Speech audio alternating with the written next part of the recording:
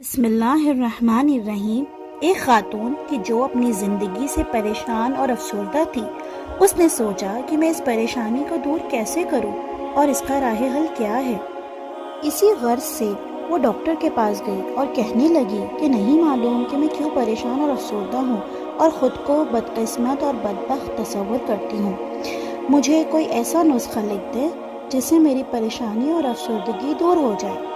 Doctor ने कहा, एक काम करें, शहर के 5 ऐसे लोगों को कि जिन्हें आप खुशनसीब समझती हैं, उनसे उनके हालात ज़िंदगी की तहकीक करें कि वो क्यों खुशहाल और खुशबख्त है।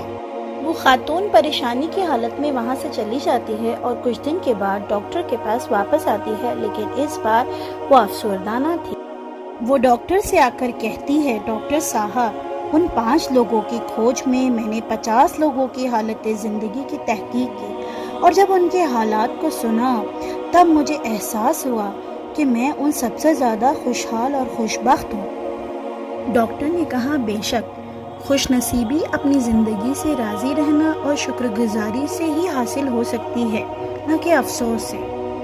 यकीनन यही वो ज़िंदगी का नुस्खा कि जो मौला अली अलैहिस्सलाम की हिकमत से वाज़े होता है कि खुदा की क़ज़ा और क़द्र पे राज़ी रहने से गम दूर हो जाते हैं।